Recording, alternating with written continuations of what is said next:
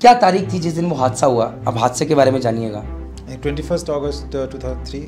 21 अगस्त 2003 को क्या हुआ? ध्यान से सुनिए सर, बताइए क्या हुआ please. So that must have been, जब वो टफ फेस चल रहा था सर लाइफ का, कि एक तरफ सोचा सेलिंग करेंगे, फिर ये चीज़ आ गई, उस टाइम पे दिमाग में क्या चल रहा था? अब ये 2 साल की बात करते हैं। What was going on in the mind at that time?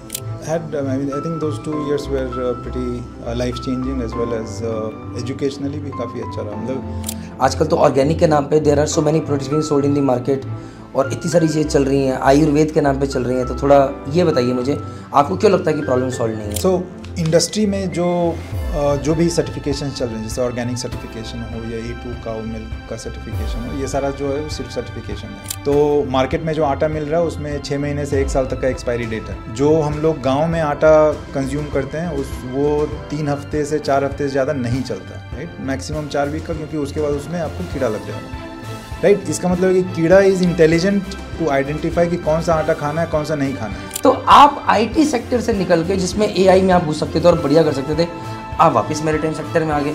ये पिछड़ा हुआ है, ये आप भी मानते हो। तो अब क्यों आए? पैसा तो वहाँ ज़्यादा है मुझे लगता है, या यहाँ ज़्यादा है? How important is money for you today? अब पहले कितना मनी इंपॉर्टेंट था आज से 15 साल पहले, and how important is money today, और what motivates you today? Hi everyone, जय हिंद, जय भारत, जय माता दी। आजकल मेरी किस्मत बहुत अच्छी चल रही है, क्योंकि अपने मेंटर से मिलने का मौका मिल रहा है और बहुत कुछ सीखने का मौका मिल रहा है। सो अगर आप लोगों को नहीं पता है तो कुछ साल पहले मैंने प्रशांत ज्ञान सर के साथ उनके घर पे बैठ के एक पॉडकास्ट किया था, बट वो दैट वाज अनप्रोफेशनल पॉडकास्ट। तो अब जब बोला सेटअप बन गया है, तो प्रशांत सर मुस्कुरा रहे भी यहाँ बैठ के, तो सोचा कि एक प्रोफेशनल वे में पॉडकास्ट किया जाए, बिकॉज अगर किसी की भी जर्नी इंस्पायरिंग है, that needs to be told. अभी रिसेंटली बहुत सारे बच्चों के IMUCT के रिजल्ट आए, बहुत सारे बच्चे फेल हुए, हर किसी को लगता है हे भगवान मेरा सपना टूट गया, मेरा क्या होगा, और सबको लगता है अब ख़त्म है कहानी। तो आइए एक ऐसे इंसान की कहानी जानते हैं जिनको झटका लगा, वो भी जानेंगे। क्या झटका लगा वो जानेंगे, क्या उनके दिमाग में उस टाइम ख्याल आया वो जानेंगे। एंड आज की डेट में अगर बोलने की DMET के स्टडीज MERI कोलकाता से मैं पास आउट हूँ, तो जितने भी टॉप मोस्ट अचीवर्स हैं उनमें सर का नाम बिल्कुल आता है, and at a very young age. Sir शायद माने ना मुस्कुराएं, बट ये और बहुत सारे DMET के जूनियर्स सर को लुक अप टू करते हैं। सो पहली बात तो sir welcome sir, thank you very much for joining on this podcast. Thank you. तो सर थोड़ा सा, सर आप बिहार के रहने वाले हैं, MERI कोलकाता से आपने BTech मरीन इंजीनियरिंग करी, तो जब आप कैलकाटा से इंजीनियरिंग करने गए, क्या सोच के गए? मर्चेंट नेवी क्यों ज्वाइन करी थी आपने उस टाइम? मर्चेंट नेवी ज्वाइन करने का हमारा रीज़न जो था वो IIT JEE का रैंक बहुत अच्छा नहीं था, तो उसमें बहुत ऑप्शंस नहीं मिल रहे थे। सो उसी कारण से MERI ज्वाइन, बस सेकेंडरी चॉइस था तो आप चले गए। हाँ। और कॉलेज में क्या सीखा आपने जो कि आपको लगा कि यार this something, was there something जो आपने सीखा कॉलेज में that shaped your life for future? I think हमारे कॉलेज का जो यूनिक चीज़ है जो हम अपने कॉलेज में सीखते हैं वो है प्रॉब्लम सॉल्विंग एबिलिटी। मतलब इररेस्पेक्टिव ऑफ कि क्या प्रॉब्लम है, हमारे दिमाग में सोल्यूशन चल रहा होता है।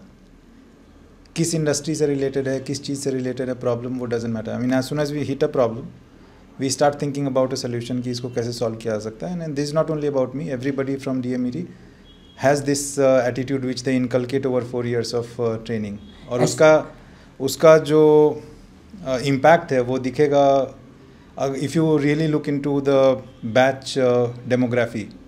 Every batch, like in my batch, I think about 120 people batch.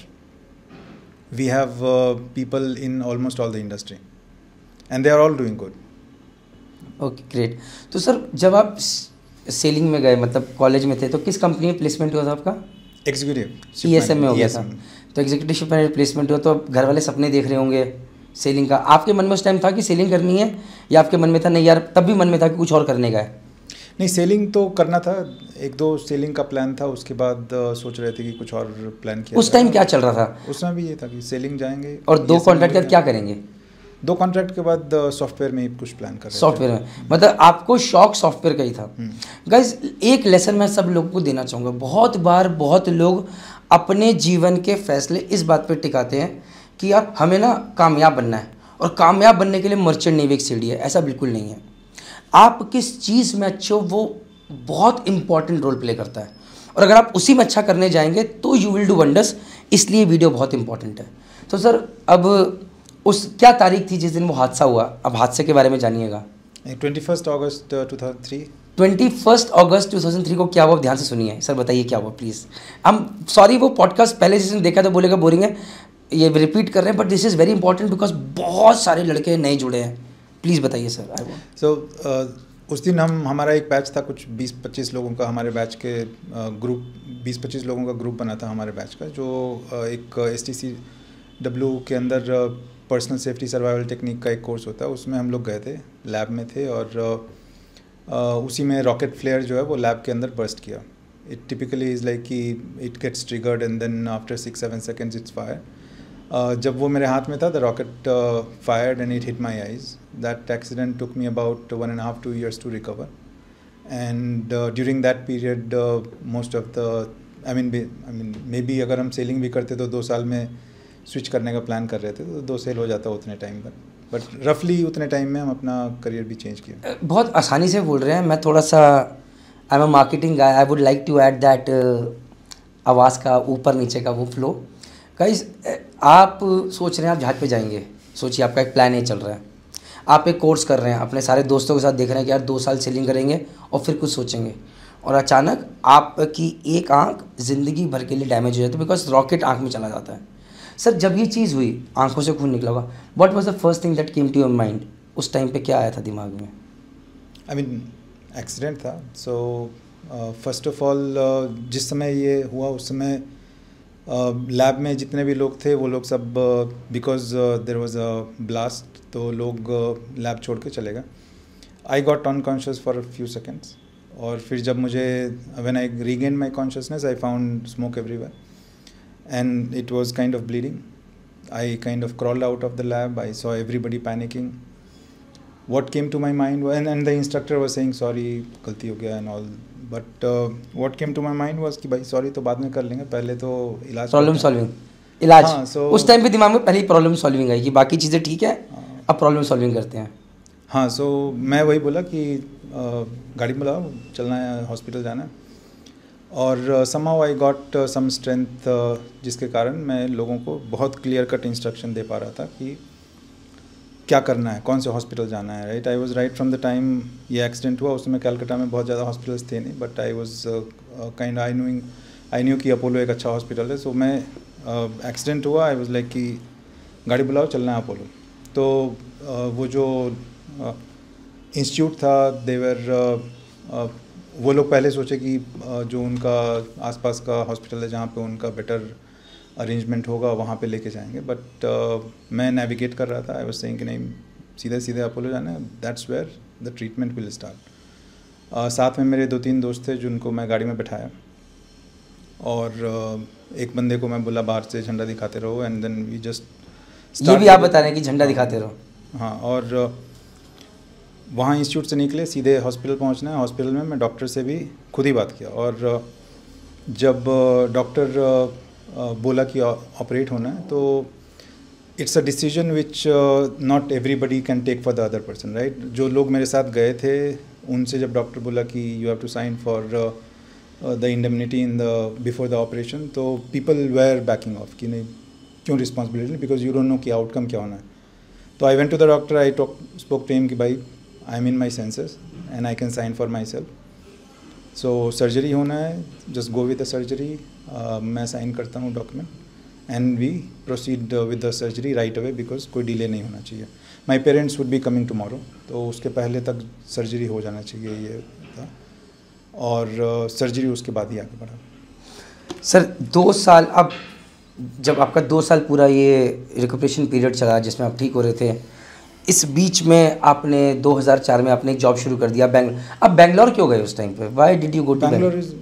I mean family support वहाँ पे अच्छा था, फैमिली सपोर्ट अच्छा। आपके कोई रिलेटिव्स रहते थे? रिलेटिव वहाँ पे थे। तो 2004 में आप बैंगलोर में चले गए, आपने जॉब करनी शुरू करी। प्लस वहाँ पे मेडिकल फैसिलिटी भी, वहाँ से मेरा जो ट्रीटमेंट चल रहा था वो चेन्नई शंकर नेत्रालय में हो रहा था। सो बैंगलोर से शंकर नेत्रालय में हर 3 महीने पे जाते थे, सर्जरी होता था, then we come back and we it use to take about 2 to 3 months off recovery period after the surgery. फिर surgery. So that must have been, जब वो टफ फेस चल रहा था सर लाइफ का, कि एक तरफ सोचा सेलिंग करेंगे, फिर ये चीज़ आ गई, उस टाइम पे दिमाग में क्या चल रहा था? अब ये 2 साल की बात करते हैं, what was going on in the mind at that time? Actually कुछ खास नहीं चल रहा था, बिकॉज मेरे पास बहुत फ्री टाइम था, तो हम पढ़ना शुरू किए। तो पहले फिनांस का बुक्स उठा के पढ़े। So I read all the books from Peter Lynch, Warren Buffett, Benjamin Graham. उससे स्टॉक मार्केट के बारे में काफ़ी आइडिया लगा, इन्वेस्टिंग कैसे करते हैं वगैरह सब पढ़ाई हुआ। उसके बाद फिर मैं नॉवेल्स पढ़ना शुरू किया, तो बहुत सारे नॉवेल्स पढ़ गए। उसके बाद फिर मैं कंप्यूटर्स का बुक्स पढ़ना शुरू किया, फिर फ्रीलांसिंग स्टार्ट किया। By end of second year I think I had good knowledge of finance, I had pretty okay knowledge about software, और बहुत सारे बुक्स पढ़े हुए थे, नॉवेल्स लाइक फिक्शियस नॉवेल्स। तो I think those 2 years were pretty life changing as well as educationally भी काफ़ी अच्छा रहा। मतलब जितना पढ़ाई मैं कॉलेज में नहीं किया उससे ज़्यादा तो उस 2 साल में किया था। अभी भी आप किताबें पढ़ते हैं कि बस तभी पढ़ते थे? Your voracious? नहीं, अभी मैं काफ़ी टाइम से रीडिंग तो नहीं हो रहा, लेकिन I am trying to restart that. करिए सर, करिए। मुझे भी, मैंने भी किताब लीडरशिप की उठाई हुई है, आज 6 महीने हो गए वो किताब नहीं निपट रही है। पीछे कठैत जी बैठे हैं, उनसे पूछेंगे बाद में। ओके सर, मुझे आज भी आपके पुराने पॉडकास्ट से याद है कि मतलब जब मैं आई वॉज अमेज्ड कि क्या ऐसी खास बात है जिसने आपको डिफरेंट बनाया है कि आप डिफरेंट वेंचर्स कर पाए, and you have been successful in mostly all of them, और यू हैव द पेशेंस। तो वहाँ पर मैंने एक चीज़ नोटिस करी कि that you are very good at automating task. जैसे आपने बताया कि मैं ओरेकल पे जब काम कर रहा था, तो वहाँ पर जो भी मुझे काम दिया गया था, आई जस्ट मेड श्योर कि वो ऑटो में हो जाए, and then you are free, right sir? तो and may be that sir, जब आपने ये 2006 में अपनी कुलीजा कंपनी आपने स्टार्ट करी, what motivated you to start your own first company called Kuliza? मतलब एक बहुत बड़ा रिस्क टेकिंग था, घर वालों ने क्या बोला, मन में क्या आया? सो एक बार जब मैं आईटी में अपना काम शुरू किया, तो Oracle was my second company, और मुझे जो भी वहाँ पे टास्क असाइन हो रहे थे, I was able to complete that in like maybe 10% of the timeline to which it was allocated. जैसे यूजुअली 3-4 महीने का प्रोजेक्ट प्लान होता था, मेरा काम 10 दिन में ख़त्म हो जाता था। उसके बाद बैठ के काम अपने आप हो रहा है, मैं बैठ के वहीं ओरेकल में टीटी खेलता था या फिर कुछ वहाँ के फैसिलिटी। और मैं मैनेजर से जाके बात किया कि भाई कुछ और काम है तो बता। तो मैनेजर मुझे बोला कि और तो काम जब होगा तो दे देंगे, बट अभी तुम फैसिलिटीज़ एंजॉय करो। तो आई फेल्ट कि एक बार जब मैं काम शुरू किया था उस समय, and the learning phase was still on, मेरा जो पेस ऑफ लर्निंग था वो फास्ट था, और मे बी ओरेकल और any other enterprise if I would have been to, it would have slowed my learning. So that's where starting on my own was something which I felt कि वो best utilization होगा, otherwise I will just slow down my learning phase. Okay guys, rule number 2 from leadership I would say कि अगर आप खुद से कुछ करना चाहते हैं, आप एक एंटरप्रेन्योर बनना चाहते हैं, तो most important thing is that you have to keep learning, and your learning has to be at a much higher pace than your other colleagues and others, else it is not possible. मतलब दिक्कतें आएंगी, challenges बढ़ते चलेंगे, and learning never stops. और ये जो podcast हो रहा है ये भी लर्निंग का ही पार्ट है। यही रीज़न है कि प्रशांत ज्ञान सर के साथ बैठने का मौका मिल रहा है और मैं भी बैठ के नोट्स बना रहा हूँ। तो learning should never and. Sir 2006 में आपने कुलीजा स्टार्ट करी, एंड कुछ ही सालों में वो 150 लोगों की कंपनी बन गई। तो when you were running this company, उस टाइम कभी लगा था कि ये कंपनी इतना अच्छा ग्रो कर जाएगी? ऐसा कुछ सोच के तो नहीं किया हुआ था, लेकिन जिस रेट से हम लोग ग्रो कर रहे थे, I mean we became the 3rd fastest growing company in India in the Deloitte list in 2009. Deloitte usually announces a list of 50 companies. That time it used to do, and we were 3rd fastest growing company in India. We were growing at a rate of about 300% year over year.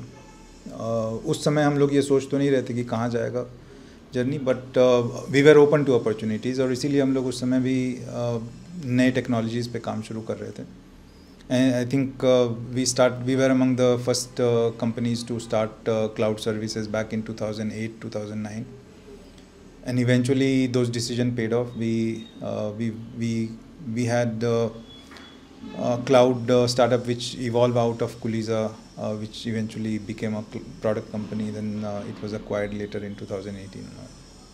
Okay, sir, आपने कुलीजा 2006 में start करी. कुलीजा को फिर बाद आपने उसमें से company निकाली मिंजर, जो कि क्लाउड से डील करती थी.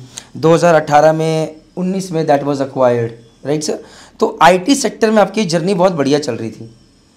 अब सर इस आईटी सेक्टर की जर्नी में कुछ आपने ऐसा क्या सीखा फ्रॉम योर मिस्टेक और others mistake which entrepreneurs should not commit और say people like me who are beginners और strugglers should not make? So typically जब स्टार्टअप में होते हैं you tend to do everything on your own, and of course you need to know every single task which is to be executed in a startup, which means you need to know, of course, I'm talking about software, so you should know architecture, you should know coding, you should know databases, how application scales. At the same time, you should know how to communicate with the customer, so and set their expectation right. You should be good in project management, all different human resource management, everything you have to do, as well as training of the new people who are coming in. People will be leaving, making sure that you plan for contingency, everything a startup person has to do. What people need to always keep it in mind, and they should not fall for this mistake, is that you start feeling that whatever you are doing, you are best at. Maybe you are doing it because that's what is required for you, for the company to be successful, but you should always think that you are doing it because it's a stopover solution. ऐसा नहीं है कि वो काम करने में तुम expert हो. लाइक जब मैं काम कर रहा था, I would say I was pretty bad in project management. I was not able to set expectation of people, either और the stake holders, customer, our side people, or any other persona who we were interacting with. But was doing project management good period of time. Most of the time I was able to manage it. Sometimes fail. It had impact also. Every failure will have a cost, and people in a startup will have to not count the mistakes, but always make sure that they learn from the mistakes, because learning का cost होगा, और उस cost से अगर मतलब mistakes का cost होगा, और उस मिस्टेक से अगर सीखे नहीं तो फिर you commit the mistake one more time, उसका कॉस्ट और बड़ा हो सकता है. और बड़ा होगा. सर हम keep learning, keep reducing your mistakes. Sir 2-3 दिन हम साथ में घूमे, आप मेरे को क्या एडवाइस देना चाहेंगे, बिल्कुल ऑनेस्ट एज क्रिटिकल, कि यार प्रणीत ये चीज़ तुम्हारे अंदर बहुत बड़ी कमी है, इसको तुम्हें ठीक करना चाहिए? I would suggest to you as well as everybody that try to find redundancy, right? Don't make dependencies on yourself, because if dependencies are on you, it will be delayed. थोड़ा सा और सिंपल भाषा में, क्योंकि redundancy ऐसे बोला बहुत सारे लोगों को redundancy समझ में नहीं आएगा, तो थोड़ा और मतलब कि जो काम तुम कर रहे हो उसको अपने पे डिपेंडेंट, वो काम तुम्हारे बिना होने लगे, ये बेस्ट सिनारियो होगा. सो हमेशा ऐसा प्लान करो कि काम अपने आप हो जाए. उसके लिए तुमको अपने आप को, अगर तुम बॉटल डिपेंडेंसी बना के रखोगे कि मेरे बिना काम नहीं होगा, तो थोड़े टाइम में तुम ही बॉटलनेक होगे. You will be the reason why things will not happen, और दे विल स्लो डाउन. जैसे अभी हर वीडियो के अंदर मेरा कई बार टीम, अब तो खैर JMDI इंडिपेंडेंट हो चुका है, डिकोडेड के लिए कुछ नहीं, बट मैं वीडियोज़ के ऊपर मेरे ऊपर माध्यम पर डिपेंडेंट है, तो मुझे इससे बाहर निकलना है. तो टीम इतनी स्ट्रांग है, जैसे JMDI पर भी इन्होंने खुद से वीडियोज़ बना के डालते हैं, which is good. So not dependent on me. Yes, things should happen without you. Then only you will be able to scale. तो अगर ये मर्चेंट नेवी डिकोडर की टीम देख रही है और बाकी टीम्स देख रही हैं SMVD की, SW कोर्स फाइंडर की जॉब्स की, तो हमें इस पर बहुत अच्छे से काम करना है. इवन JMDI, ओके, मुझे काम करना है. ठीक है sir, thank you very much. अब आते हैं मेन मुद्दे पे. तो IT सेक्टर से आप आए एग्री में, आप आए, आपने बोला यार अब एक नया स्टार्ट करते हैं, मिल्क विला. जो लोग नहीं जानते हैं, इट्स बैंगलोर बेस्ड चीज़ वो चल रही है अभी. सर बताएंगे डिटेल्स के बारे में. सर के साथ मैं सिंगापुर में मिला था, और सर ने मेरे से कुछ क्वेश्चन पूछे कि जो सरसों का तेल ले रहे हो कितने रुपए लीटर ले रहे हो, वो कैसा है, और आटा जो खा रहे हो, कंपनी का नाम नहीं ले सकते क्योंकि पॉडकास्ट में है, तो ये चीज़ें थोड़ी जाननी ज़रूरी है. एंड सर वापस से मैरीटाइम इंडस्ट्री में IT सेक्टर से निकल गए, तो एक कंपनी है शिपस्मिथ जिसका निर्माण किया गया, जिसके अंदर बहुत सारे लोग जुड़े सर के साथ. आज ये कंपनी देश विदेश में, चाइना हो, यूरोप हो, वहाँ पर जब अगर किसी पोर्ट पे शिप जा रहा है, तो शिप रिपेयर से लेकर इलेक्ट्रिकल रिपेयर से लेकर नेविगेशनल रिपेयर से लेकर इन सब चीज़ों में शिपस्मिथ है. उसके अलावा जैसे कि आपने बड़े बड़े ट्रेनिंग सेंटर्स देखे होंगे, जैसे कि HIMT है, हून है, उसी तरह कैलकाटा में एक मर्केंटाइल मरीन अकेडमी है. सर आज उसका भी हिस्सा है. तो जो ये SW कोर्सेज़ होते हैं, अलग कोर्सेज होते हैं, उसके लिए भी ये भी शिपस्मिथ का पार्ट है, if I am not mistaken, right. तो सर पहला क्वेश्चन तो मेरा ये है, भाई आप IT सेक्टर में बहुत अच्छा कर रहे थे, IT सेक्टर इज़ बूमिंग, पीछे हमारे कठैत सर बैठे हैं, उस doing such a good job. मुझे लगता है वापस इनके साथ ही पॉडकास्ट करना पड़ेगा AI फॉर भारत पे, because is doing very good. तो आप IT सेक्टर से निकल के, जिसमें AI में आप घुस सकते थे और बढ़िया कर सकते थे, आप वापस मैरिटाइम सेक्टर में आ गए। ये पिछड़ा हुआ है, ये आप भी मानते हो, तो अब क्यों आए? पैसा तो वहाँ ज़्यादा है मुझे लगता है, या यहाँ ज़्यादा है, या पैसे के लिए नहीं आए? सॉरी सर, यही क्वेश्चन है दिमाग में।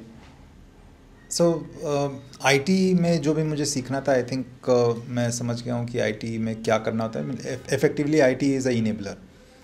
उसका जो इम्प्लीमेंटेशन होता है वो किसी न किसी इंडस्ट्री में होगा। So now I am trying to implement whatever I have learn in IT into agriculture and shipping. Agriculture because I am a born farmer, मैं किसान परिवार में जन्म लिया था। As a farmer I am suppose to contribute to the farming ecosystem, which is actually quite lagging behind. So I'm trying to make an impact in the farming. Basically farming mein there are two major personas. One is the farmer, which is growing. The other persona is the consumer, which is consuming. Farmer who is producing is their problem is that they are not getting the right price of the produce, and the consumer who is consuming is not getting the right kind of food, for which even if they are paying premium, they are not getting the produce that they deserve, right? Which means that consumers are spending more, farmers are getting less. So the width between consumer and farmer is quite thick.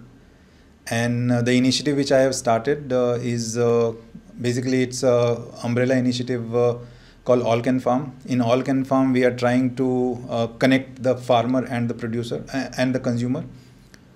These two people, when they interact, there will be byproduct, which will be, of course, consumables, food, the groceries, milk and stuff. So Milk Villa is our step one. In our roadmap, we have Grocery Villa, and we have a social application coming in place, which will enable the interaction between and this interaction, when I talk about, there will be real-time interaction between farmer and consumers, right? And that interaction will help the farmer to be more get the right price for their food, whatever they are producing, and the consumer will get food as if they are staying in the village. They get pure food without any adulteration, without any processing. तो sir, अगर मैं समझना चाहता हूँ जो आप करना चाह रहे हैं ऑल कैन फार्म के through, then will come back to Milk Villa, कि आज की डेट में से प्रणीत मेहता यहाँ पर बैठा है और आपने मेरी दोस्ती करा दी एक फार्मर से जो कि हरियाणा में है। बिल्कुल। राम प्रकाश की दोस्ती होगी प्रणीत मेहता से, और प्रणीत मेहता ने डायरेक्टली उस आपके एनेबलर ऐप के थ्रू उससे बात करी, बोला जी 500 किलो या 50 किलो घर पे वो भिजवा दो, ऐसे क्या कहते हैं, गेहूँ भिजवा दो और साथ में ये सब्जी भिजवा दो, और आपने कुछ ऐसा बनाया सिस्टम कि मेरे घर पे वो ट्रांसफ़र हो रहा है। तो गेहूँ भी बहुत बढ़िया क्वालिटी की आ रही और यहीं पर हमने पिसवाई, जय माता दी। और हो सकता है कल को आप ऐसा भी कुछ सिस्टम बना दो कि इसमें बस मैं थोड़ा सा ये करूँगा, करेक्ट करूँगा इसको। So as a consumer you are not interested in wheat, you are interested in atta, right? You are not interested in dhan, you are interested in rice. Right. So our initiative will ensure that the consumer gets what they consume. Right. Farmer, they produce gehu or wheat or dhan, but there will be a processing in between which will convert wheat into rice and wheat into atta, and that produce will be delivered to consumer in the fresh form. Right, कि आज अगर आटा बना है तो उसको आज ही deliver हो जाएगा। बट सर, आज की डेट में वायर, अभी आपको क्यों लगता है कि प्रॉब्लम सॉल्व नहीं है? आजकल तो ऑर्गेनिक के नाम पे there are so many products being sold in the market, और इतनी सारी चीज़ें चल रही हैं, आयुर्वेद के नाम पे चल रही हैं। तो थोड़ा ये बताइए मुझे, आपको क्यों लगता है कि प्रॉब्लम सॉल्व नहीं है? सो इंडस्ट्री में जो भी सर्टिफिकेशन चल रहे हैं, जैसे ऑर्गेनिक सर्टिफिकेशन हो या A2 काऊ मिल्क का सर्टिफिकेशन हो, ये सारा जो है वो सिर्फ सर्टिफिकेशन है। These are not something which a person living in a village worry about. जो गांव में रह रहे हैं वहाँ पे organic is assumed. The basic definition of organic is कि कोई केमिकल यूज़ नहीं हो रहा, but the certification definition of organic is you can use a specific amount of chemical. Like for example, अगर आटा का बात कर लें तो मार्केट में जो आटा मिल रहा है उसमें 6 महीने से 1 साल तक का एक्सपायरी डेट है, राइट? जो हम लोग गाँव में आटा कंज्यूम करते हैं वो 3 हफ्ते से 4 हफ्ते से ज़्यादा नहीं चलता।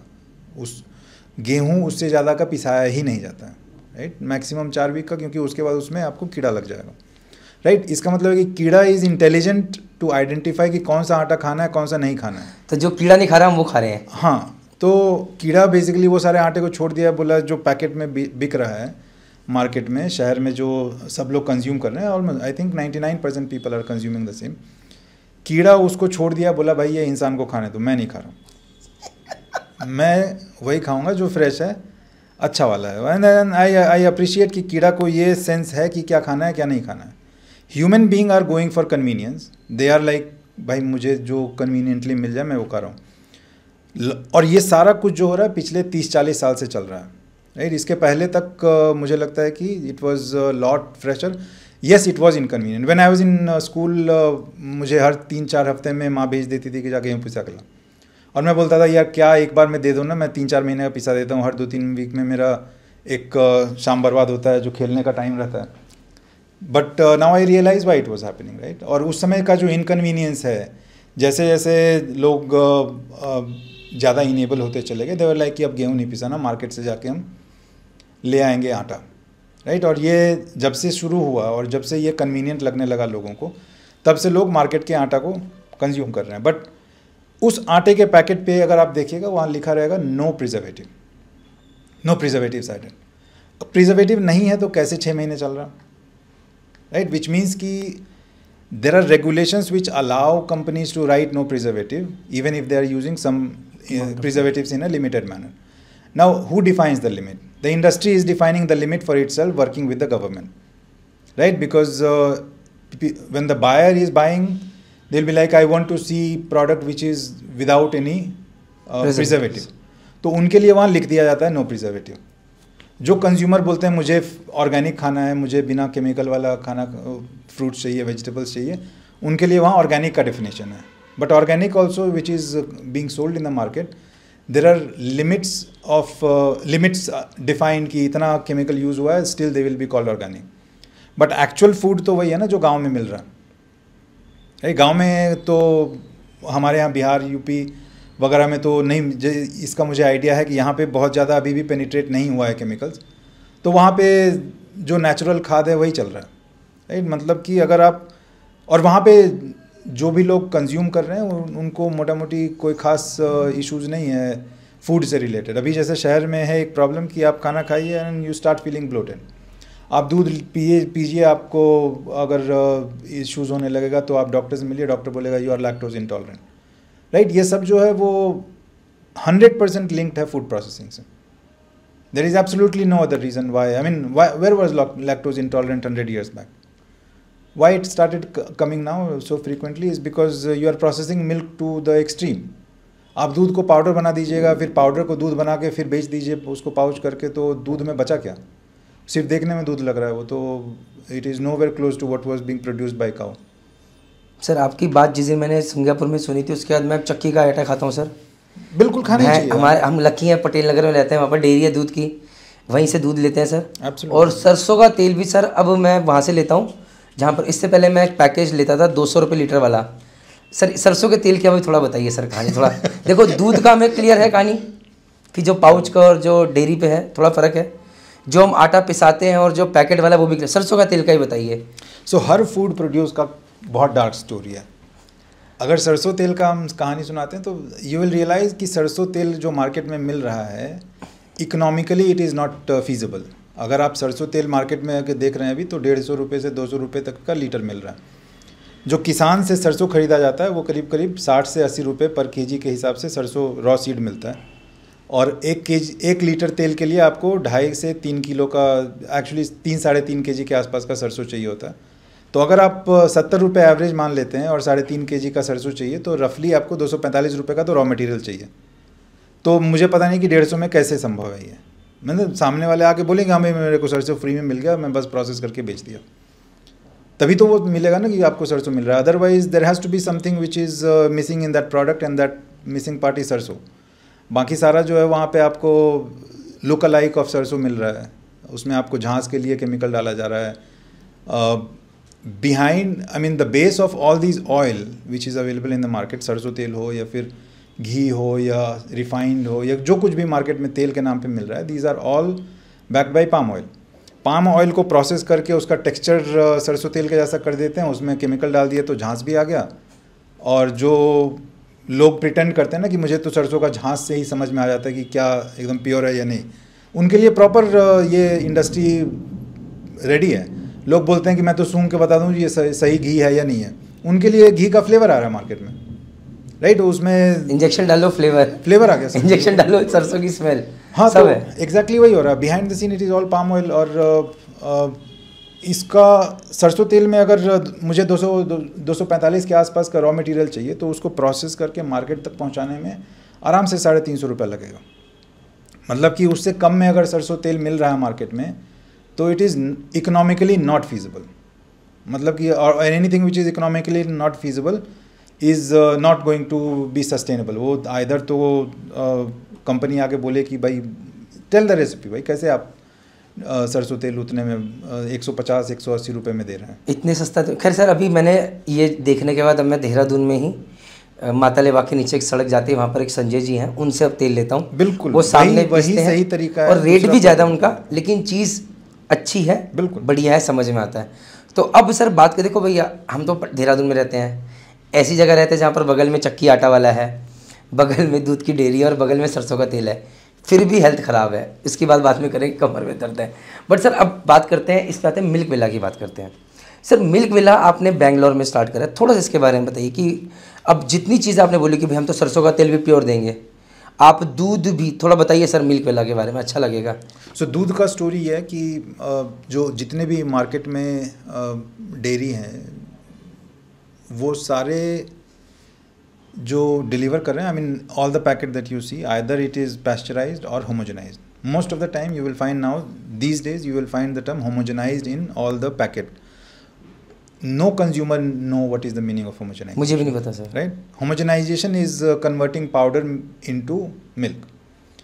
वो पाउडर जो मिल्क इंडस्ट्री कलेक्ट किया था 6 महीने पहले, दूध कलेक्ट किया था, उसको पाउडर में कन्वर्ट करता है और जब भी रिक्वायरमेंट होता है उसके बेसिस पे उसको दूध में कन्वर्ट करता है। Now the milk industry assumes कि जब वो दूध को पाउडर में कन्वर्ट किए तो all the nutrients of milk stay in the powder, और जब भी उसको दूध चाहिए होगा उसमें पानी मिलाया, होमोजेनाइज किया, वो वापस से दूध बन गया।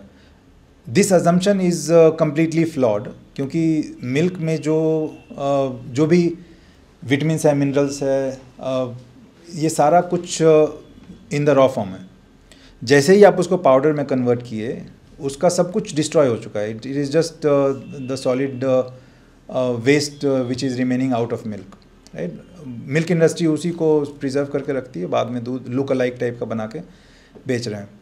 मिल्क इंडस्ट्री को ऐसा नहीं है कि ये पता नहीं है कि वो उस पाउडर में कुछ बचा नहीं, because if you see in every single dairy product, every single dairy company, they say that they have added calcium in the milk.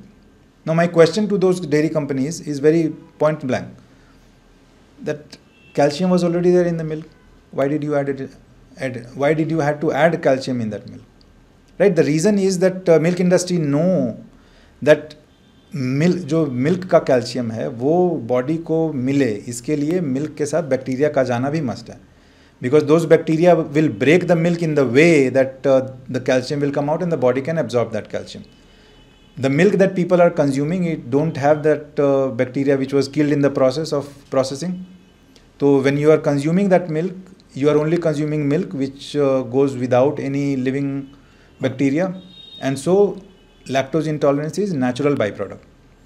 तो सर अब जब चलो यहाँ तो चलो तो बाद में जब कैल्शियम, एडेड कैल्शियम जो वो मिलाता है केमिकल वाला, वो बॉडी को मिल जाएगा। तो इंडस्ट्री इज़ अवेयर कि मिल्क वाला कैल्शियम या मिल्क वाला विटामिन्स नहीं मिलना, इसीलिए उनको एडेड कैल्शियम, एडेड विटामिन्स डालना पड़ रहा है वो जो दूध बेच रहे हैं उसमें। Understood sir. इसमें क्वेश्चन है, अमेरिका साइड चले जाओ, यूएस साइड, उनके तो मुझे लगता है रूल्स एंड रेगुलेशन स्ट्रिक्ट होंगे, तो वहाँ पर भी ये चीज़ फॉलो हो रही है कि this is a world wide phenomena, तो वहाँ से निकल उसका रीज़न, हाँ इसका रीज़न ये है कि milk is very very fragile item. इतना फ्रेजाइल है कि अगर उसको सही तरह, I mean if government becomes strict in ensuring raw milk delivery, then no people in the town or cities will get raw milk. Milk मिलेगा ही नहीं। तो they have actually created so milk industry is not only milk industry, every food product is being governed by the companies which are delivering those food products, and they work with the government to create the regulation in such a way that the logistics can be feasible.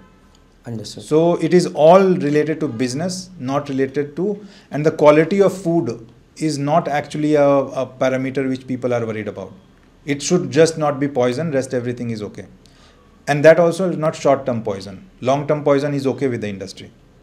तो sir milk villa क्या कर रहा है, थोड़ा सा short में, कैसे दूध के लिए क्या कर रहा है, सरसों के तेल के लिए क्या कर रहा है, ये थोड़ा बताइए प्लीज़। तो मिल्क विला जो है, it is initiative in which we have a cold chain starting from the farmer house to the consumer house.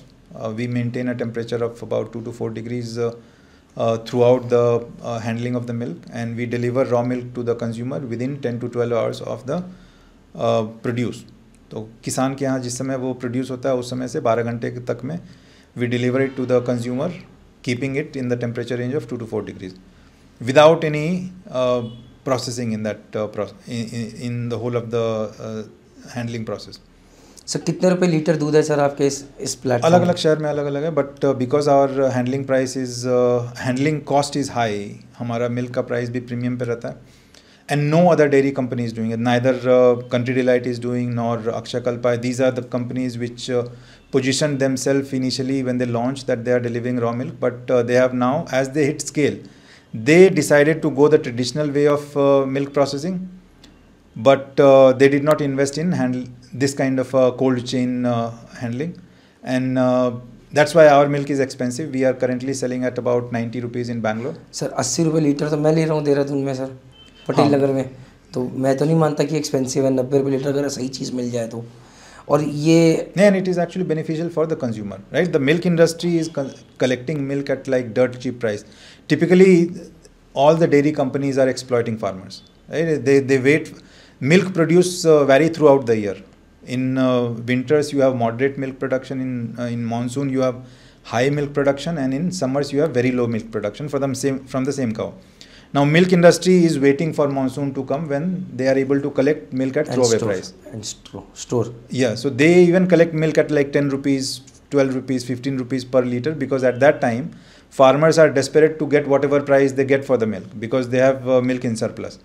That time now the dairy industry come and collect the milk at throwaway price, convert it into powder, and then they on their wish they convert it into milk whenever there is demand. Okay तो sir अब milk villa basically is ensuring कि आपके पास जो products पहुँचे अच्छे पहुँचे। सो अगर कोई यहाँ पर बेंगलोर का है तो आई थिंक सो कि आप वो ऐप डाउनलोड कीजिए और एक बार ट्राई आउट कीजिए, specially a seafarer. I would request seafarers कि कोई भी इनिशिएटिव सी फेयर ने हमें कम से कम प्रमोट करने की कोशिश करनी चाहिए, देखना चाहिए और फीडबैक दीजिए। नहीं अच्छा लगे तो मुझे ये बताइए, मैं अगली बार पूछूंगा सर क्या प्रॉब्लम है, अभी बताइए मुझे। अब आते हैं सर आपके नए उस पर शिप स्मिथ। तो सर शिप स्मिथ में क्यों आया? Why did you start ship Smith? Ship is marine is another. I mean, I started the agri related initiative because I'm a born farmer. Now shipping, because I studied marine and I didn't actually had any sailing experience. So I'm one of the marine engineer who have not sailed at all. Very few people who did the study in our college can say that they did not go on ship for even a single day. Even for a single voyage, right? So I had this in my mind to start something in marine over time. Now I got the opportunity, got the right team, so we started our shipping initiative. Now I think in about 2 years time, we have set up facility for repair in all coastal parts of India.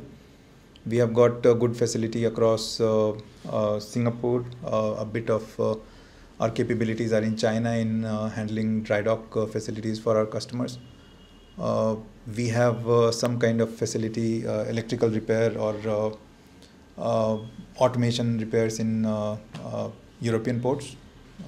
So pretty much from China till the Europe via Suez, most of the prominent ports we are offering our services. And the reason of starting these was that being a marine engineer, I had not sailed, no experience in the marine. So when I got the right dynamics with the team who should be starting this kind of a facility, we started that initiative. तो अब आपका role क्या है Ship Smith में? I know that you don't take in responsibilities, I have to learn that from you, but अब Ship Smith में अगर आपकी रिपेयर टीम है, say it's a repair team, it's China, so these guys know how to repair ship, they have been on ship, they can repair a lot of things, say crank case, crank shelter। बल्कि मैं आपकी जो कलकत्ता की team है उसमें बहुत सारे लोगों को जानता भी हूँ, but what is your role? आप आईटी के थ्रू क्या एनेबल कर रहे हो यहाँ पे? Where Shipsmith is may be better than other counterparts if So it is? we started our marine initiative as a traditional company which is offering repair facilities to the ships which are running. My role in that part is very specific and hovers around quality of delivery, setting up expectation of the stakeholders, making sure we have the right business process to handle these repair projects at scale. But I'm not handling anything on the technical side, of course, because I don't know. And I am very, very transparent. Whenever I talk to our customers also, I tell them that I don't know, but I can make things happen. Right? And with क्या the right, बात! right? I love this line. I don't know, but I can make things happen. Yeah, and with the right quality is what, and people also believe in that, because people who know me, they know I have a knack for quality. If I take a project, it will get done, whatever it may be. And that's the kind of reputation I have developed over time. Trust. Yeah, and most of the people from the marine fraternity also who know me, who have known me for the last 20 years, they know that I can make things happen, right? And that is why they are talking to me for the repair requirement, whatever they may have. But these repair things, whatever we are doing right now, is our stepping stone towards the vision with which we are starting our marine initiative.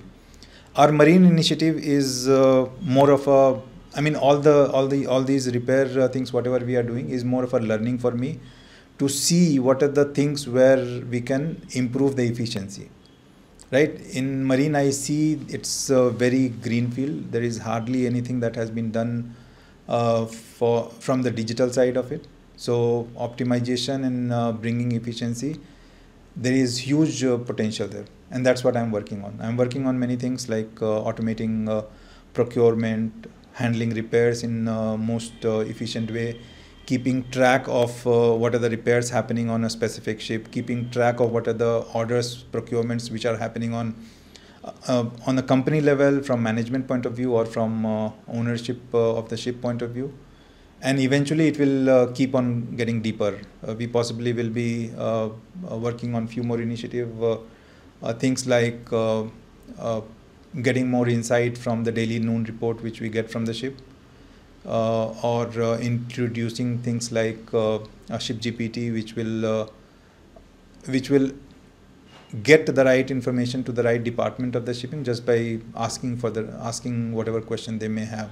Starting from crewing to repair to management to operations, anywhere in the shipping department, they should have a chat prompt where they can talk to the prompt and they get the right input or right answer from the prompt. But sir, ऐसे बहुत सारे initiatives are already there in the market. I do not know how successful there are, but there are. Now, sir, what I can make out from this is that your role is कि जो मैं समझता हूँ sir कि you see that maritime field is lacking in terms of technology as compare to its other counterpart, say aerospace ले लो, aeronautics ले लो, automobile, any other field. So you feel that there is a lot of space or opportunities out there where you know a lot of people, those who have been doing that conventional work in shipping industry, most of your friends, but you want to bring that AI, or you would say that automation or technology, so that you can make it more efficient, more transparent, better response, so that quality does not suffer, and on real time basis. Am I right, sir? If Yes. this is what your role? Copied, sir? Yes. So basically you want to enable technology in such a way that the जो लोग पहले से जो system करे आ रहे थे, से there are lot of seniors I know जो कि सेम वर्कशिप रिपेयर्स कर रहे हैं, and but they are doing the conventional way. So you would bring that technology into it and make it optimized better. Absolutely. As compared to the other counterparts. So industry will always run the way it is going to run. IT is an enabler, which means the better you adopt IT or software, the more efficient the system will become. Which means if you are asking for a specific spare to be available, then you should be able to get the information, right information at the time you are placing the order. Right information can be based on the route your ship is going to sail. Right information can be from the historical orders that has been placed on similar kind of a spare on similar vessels on your own fleet or any other fleet. It can be based on where that spare is being manufactured or where it is being supplied, where it is being stored. So all these parameters currently are not being taken care of because at the time of placing order, the emergency, it is always, I mean, shipping industry operates in emergency. Right? So at the time of placing order, because you don't place the order exactly at that time, the ship may stop and the cost of stopping a ship is very high. And so nobody cares about rest of the other information because it will take them time to do that research. But if suppose the system is doing that research for you, right? And then it will help you make sure that you place the order which is with all these information taken care of, and still be able to still you are able to order at that point of time itself. Then it will be a differentiator. That's what we are working on. So sir, the thing is, do you want to create a product which you will be giving to the maritime industry, or you wanted to limit it to Shipsmith only? Ki bhaiya ye services Shipsmith. No, we will be creating a product. And so then the next question comes, I was talking to another gentleman about it, and he is running a big company, one of my college juniors, and he was telling कि maritime industry में ज़्यादा पैसा नहीं है. How true is that? That they won't pay as much as the other IT giants or other industry might pay. What are your views on that? Or they are not ready to accept these things? किसके ऊपर invest करना चाहिए, या should they do it or not? What's your take on that? So whatever I have understood in the shipping industry in the last 2 years, I don't think there is any issue in neither the management company is worried about cost nor the owner is worried about the cost. The only thing they are worried about is the ship must always be sailing, right? That's primary motive of managers and the owners, right? And to ensure that, money is never a challenge, right? I mean, I have been into scenarios where the cost of spare, actual cost of spare is just $100, but customer is ready to pay even 2,000 because उस time emergency है, plus वो spare उस port पे available नहीं है. सो $100 के spare को लेके अगर आपको इंडिया से यूरोप फ्लाई करना पड़ा, तो the flight cost is more than the spare cost, right? Effectively the company is paying $2,000 because $1,600 तो उसका टिकट चार्जेस हो गया, राइट? स्पेयर का कॉस्ट $100 है, but because of that $100 spare the ship is waiting on specific port in Europe और India में वो spare पड़ा हुआ है, तो cost is irrelevant at that point of time. Yes, the company will feel the pain of this kind of a situation because they also know that for $100 spare they have to spend $2,000, but they are spending $2,000, which means if we put a right system which ensures that the spare is available in Europe itself in maybe $150, company will not blink in paying $500. I agree. Right, which means that when you say that there is or anybody come and say that the shipping industry is industry which doesn't pay, they have to give me these examples before. I mean, all of them are aware of these scenarios, and these scenarios are everyday scenario in the shipping industry. Every day the shipping industries are paying $2,000 for $100 spare. It's not a rare scenario, which means the company is spending, they have a spending budget of $2,000. Now, if we can create a system which can offer these spares at even $500, everybody is happy. चलिए sir, आपकी बात में दम लग रहा है, and I hope that this turns out well. And अभी तक जो आपका ट्रैक रिकॉर्ड रहा है, that you have never failed up till now, I wish you best of luck for this thing. And last में जाते हुए sir, what do you think is one major quality that every entrepreneur needs to have apart from, एक तो हो गया कि अपने आप को ऐसा मत बनाओ कि आपके बिना वो काम ना हो, अंडरस्टूड, बॉटल नेक आप पे नट गया, इसके अलावा any other thing? Don't be scared of mistakes. Right, you in the process of your startup journey there will be mistakes, but make sure you learn from the mistake. Mistakes honge, you learn from the mistakes, you keep evolving, you navigate through the process. Mistakes will get you two things. One is learning, the second is opportunity to evolve. So you may have started the initiative keeping something in your mind, but that mistake will give you a learning and a maybe course correction inputs. So make sure you course correct, navigate and keep moving. Sir एक last question दिमाग में आ रहा है, पूछ लूँ sir? How important is money for you today? Like अगर मैं पहले बताना चाहूँगा, सर ने इतनी कंपनी बनाई है, बेची है, तो बैंक बैलेंस होगा कुछ। अब पहले कितना मनी इंपॉर्टेंट था आज से 15 साल पहले, से 2006 में when you started Kuliza, and how important is money today, or what motivates you today? That's the last question for today, for the podcast. So in 2006, see, I mean, all the time you have to do some calculation. In 2006, my calculation was pretty straightforward, simple, that if I can sustain without salary for about 10-12 months, then of course leaving the job and starting a new initiative makes sense. And if something doesn't work in 4-5th month, then I can get back to the industry for job in the same way as I was running. Now also similar calculation, just that because of the risk involved and family in picture, we possibly will have to have maybe not 12 months, but maybe 10 years timeline in mind. But effectively, that's what we all have to make sure that your family is not impacted, your basic living standards is being maintained. Rest everything is to be experimented. I mean, money is not something which is to be counted. You only have to ensure that whatever initiative, whatever dreams you are chasing, it shouldn't impact rest of the other people who are looking up to you. And then money is a byproduct always. I agree. तो basically जो लोग समझना चाहे मैं समझाता हूँ. अब जैसे मैं प्रणीत मेहता भी कोशिश कर रहा हूँ, नए नए रायता फैलाता हूँ. घर पे मेरे पापा परेशान रहते हैं, तेरी टेंशनें ख़त्म नहीं होती, तेरे टारगेट ख़त्म नहीं होते. ये कभी आपको भी घर पे सुनने को मिलता है? अभी नया कर लिया, पहले कुलीजा, मिंजर, अब Ship Smith, Milk Villa, All Can Farmer, ये सपने जो आपके 10 ईयर डाउन द लाइन है. ये छोटे मोटे नहीं है, मतलब ये ऐसा नहीं है कि आप 2 साल में 3 साल में, ये 10 साल के प्रोजेक्ट्स हैं. तो घर पे होता नहीं कि भाई क्या होता है? बिल्कुल होता है. तो आप क्या कहते हो? तो मैं तो ये मतलब अभी जैसे कुछ इनिशिएटिव्स में पापा माँ आके बोलते हैं, श्वेता आके बोलती है कि ये सब गलत हो गया था, उसमें इन लोगों पे भरोसा नहीं करना चाहिए था. वो पहले से पता था कि ऐसे लोग रहेंगे.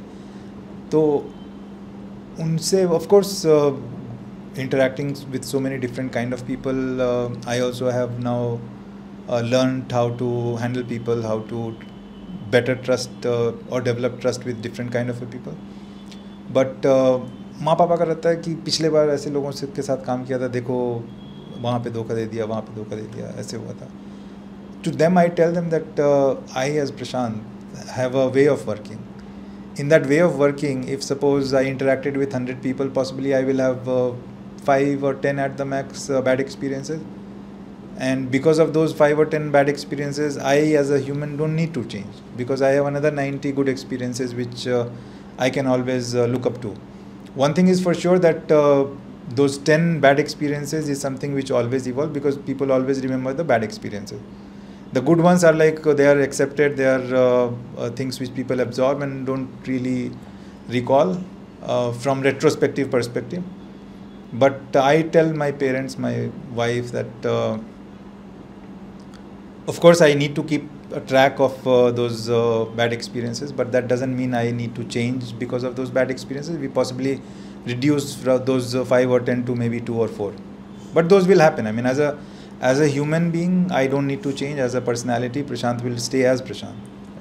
Even if it includes trusting the same kind of people over and over again, that is fine.